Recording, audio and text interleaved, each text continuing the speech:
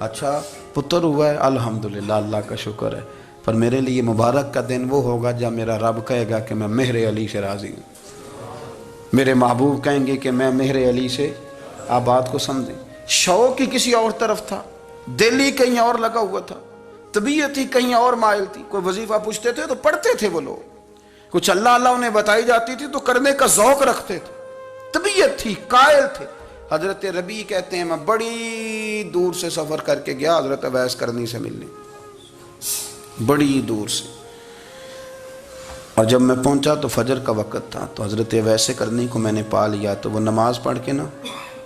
قرآن شریف لے کے بیٹھ گئے۔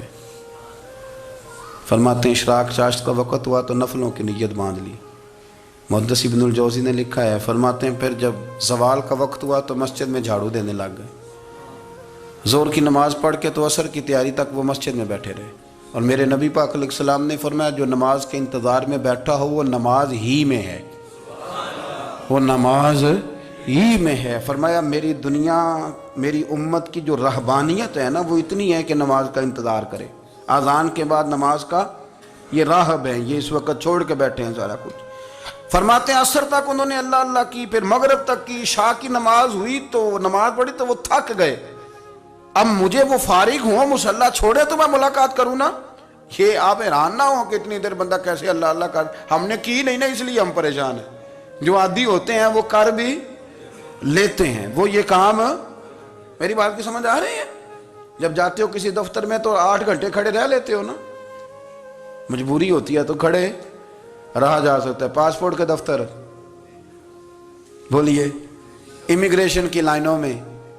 اور میں نے تو امبیسیوں میں بندے 12 گھنٹے پہلے جا کے کھڑے دیکھے، رہ لیتے ہیں کھڑے۔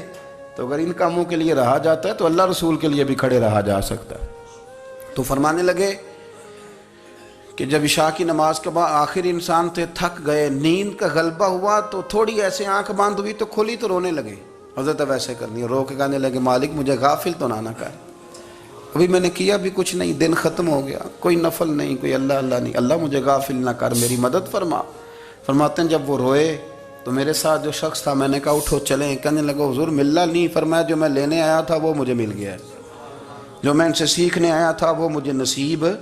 ہو گیا، اب اور میں نے کیا لینا، ختم ہو گئی بات، اٹھو چلیں۔ اللہ کے بندوں نے حضرت ربیعہ بن کعب اسلمی رضی اللہ تعالیٰ عنہ فرماتے ہیں،